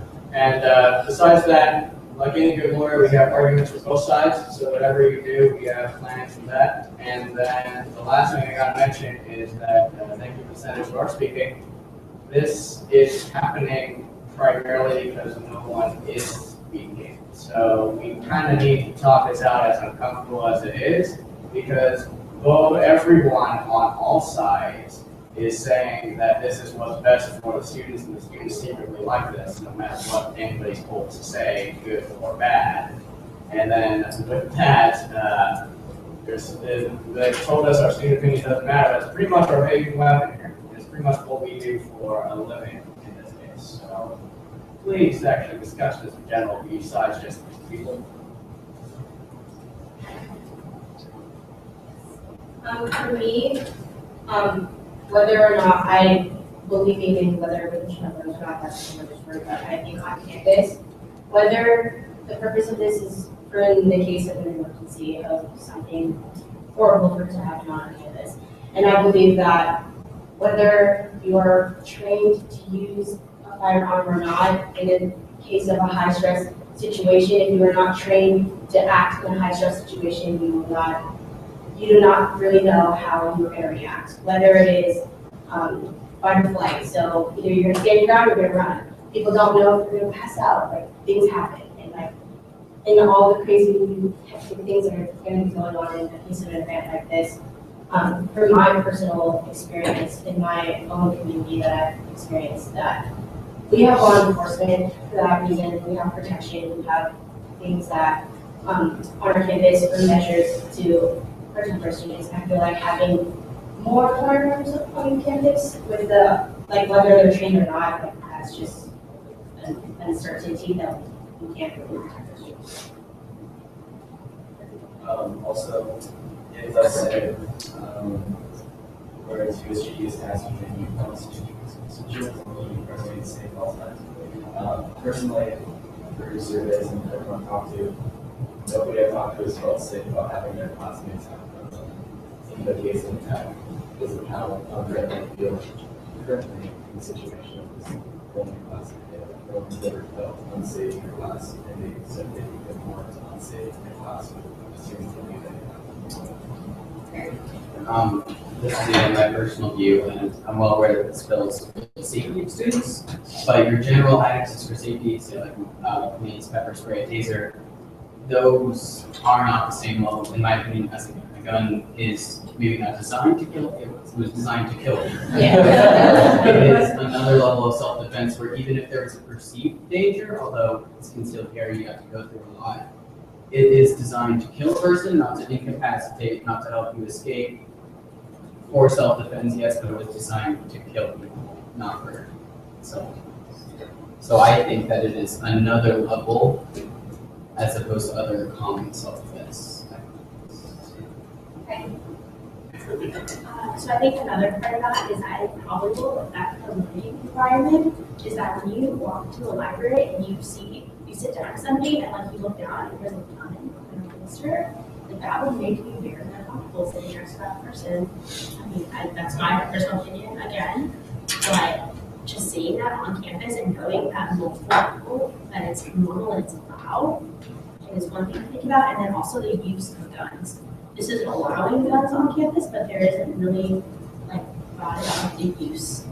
Are they really like shooting ranges on campus? Are they just allowed to have guns or just carry them? Can you pull them out in public and like take the safety off? Like, what does that really entail having a gun? Like, what can you do with guns?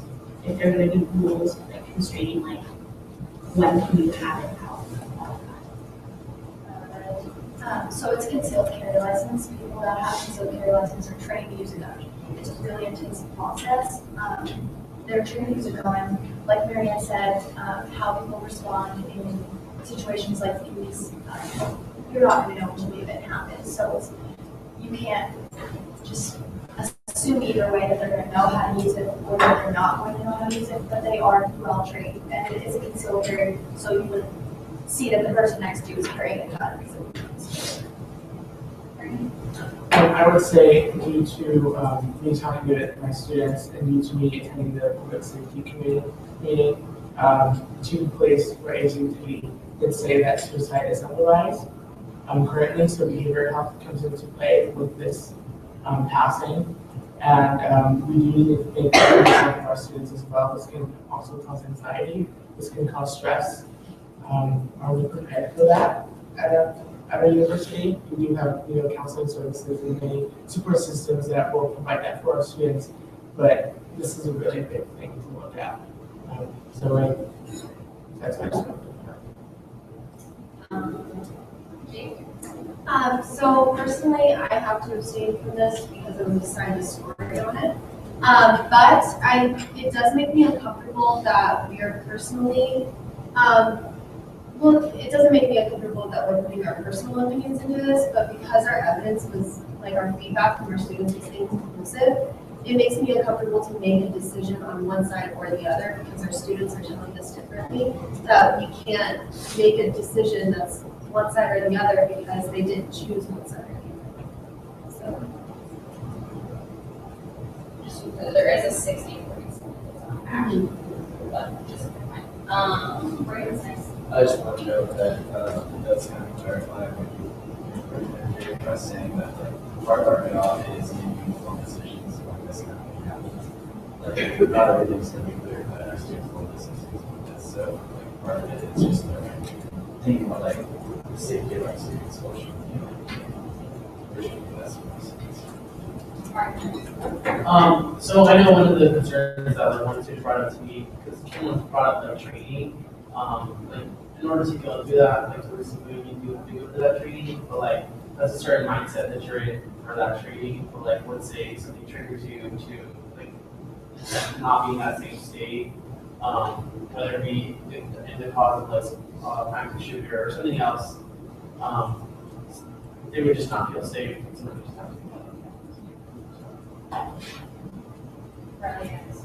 I just want to address the comment about suicide rates. So I was a little confused. Are you saying that having guns on campus would make students anxious about it and like that would cause suicide? Or are you saying that the guns on campus would like lead to suicide from those guns? Currently, right now, I'm saying that based on what the chief police for ASU said, suicide is on the rise currently without the guns on campus right now. And I do believe that suicide rate can go up if guns on campus, if this were to pass. So, just because of the anxiety levels rising, or because like, they have a gun, so suicide would go up? because they have a gun, someone has a concealed weapon, that would cause stress to our students. Okay. So I just have like one little question, maybe you guys can answer. So by allowing for, in this legislation, is there like a certain group of people that can carry guns on campus, or is it like just general public? It's anyone that can still carry. Okay, so it's basically, okay, that was my question. Mary.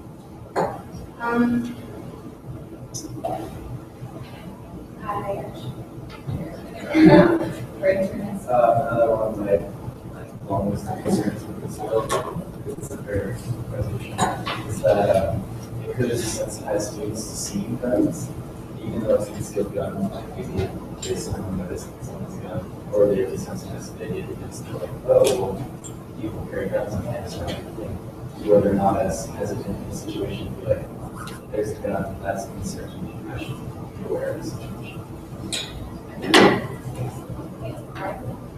So just like addressing a concern you made about who can carry it. So they have to be, like, from what I'm getting, is they have to like possess a permit and they can be registered with the administration.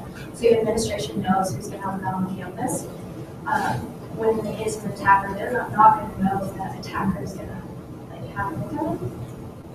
Right now, as it is, anybody could come on with a gun and shoot. It's not, and they wouldn't have to have a permit for that. Do we know how like how often these programs are going to chat? And you said you definitely have to be registered with the university, but like, how are they enforcing that on a day-to-day basis? From my knowledge, I don't think it's in the bill or it's this resolution about when everybody checked or registered. They do have to be registered with the university to be able to have concealed carry. Is it only Arizona concealed carry? Because I know the requirements are different in different states.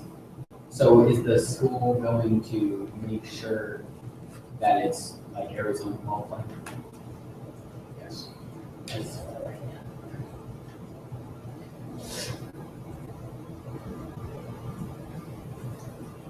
Yeah. Wait, before we do, Brian, you want to talk about the amendments specifically? Okay. So the amendment, we're recommending amendments real quick. These are, once again, very small amendments. So first off, the short title, 2027, is the wrong bill. It's 2072. It's actually throughout the entire thing is fine, but the top is okay. And then midway through, we have, let's see. No, okay, that's the main thing I just need to be done. The rest is good.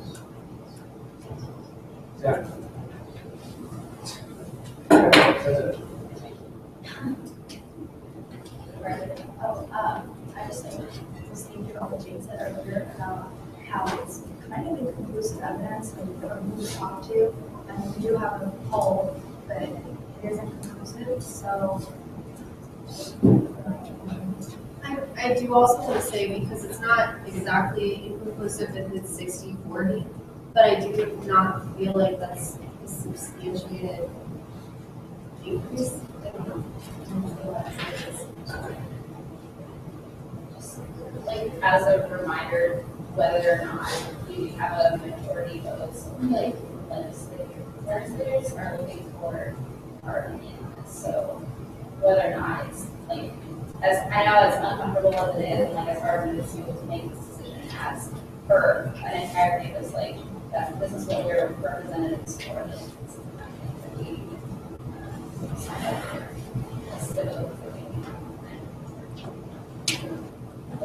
Yeah, I found the 2 periods that I'm going to bring us a little bit. So, and whereas the AB 2338 on the second page, I believe, the first 2 whereas there with that end up being periods that need to be commas. So those are again grammatical errors we need to address. Okay, so is there a motion to amend the resolution to have a comma after the last whereas on page 1 and a comma after the first whereas on page 2 in the middle?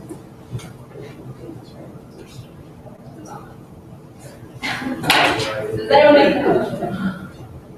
On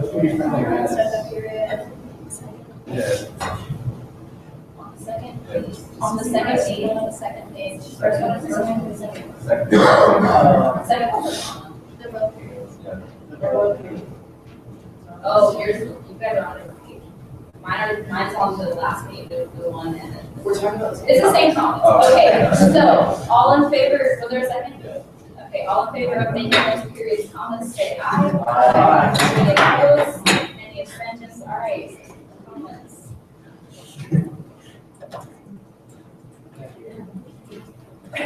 They are. So, I guess the question to the Senate, like, would you guys, or you all feel more comfortable like, getting more information, like enrolling more students to get like better representation, or would you just want to like base it off it now? We don't have enough time to be gathering. We've already pushed this back 2 weeks now. Yeah, we also have 373 responses, which is a substantial amount. It's not like 20 per se, so I don't really think that more students would be able to sway it in either direction enough to make this workable. So you just mentioned that it was 60-40 for the result. We haven't said which way though. 68% opposed. I just want to clarify.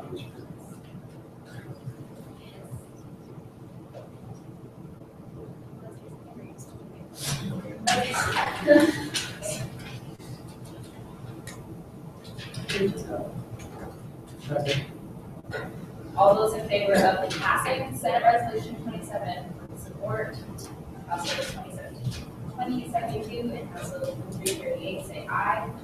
Aye. All those opposed? Any abstentions? Okay, this bill does not pass. Senate Resolution 27 does not pass. Moving on to Senate Resolution 28, we're going to make private So, I recommend that we make these friendly amendments, meaning that since they're not substantial and have no purpose other than making it correct on formatting, that if it is appeasing to the sponsor, they make them automatically remain without being voted more emotions. Yep, okay, we're done. That's me, right?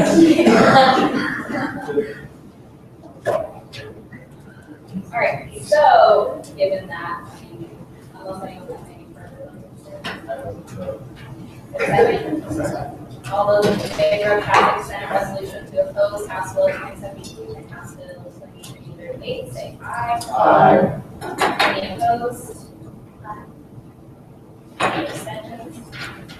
Okay, Senate Resolution 28 passes. With that, we move on to a call to the audience. Is there anyone who would like to say anything? You don't have to. And final statements. Sure, would you like to go or would you like me just to start? I just wanted to say that I did attend the Public Safety Committee this week, and basically it was just an overview of what we are going to look into during this whole semester. There are many different initiatives and different safety support services that the USGD are looking at to initiate for our students, and we're also looking into basically having some type of collaboration between students and the USGD besides the Public Safety Committee. Anyone else? Yes, Anna. Hello, everyone. I attended the birthday. So I'm thinking that. Immediately following, we're going to take pictures with Laura and have a picture taken. FYI. So, right now. Or when we adjourn. Outside, that's it. Okay, I have the final statement that I forgot. We got a January MVP. We decided at the Council of Presidents, and they're not Council of Presidents meeting, like that. Presidents meeting, and the MVP for January is Ernie. There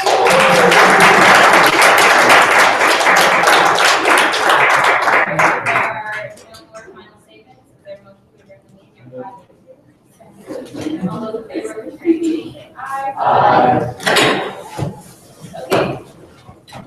Okay, so After we take a minute.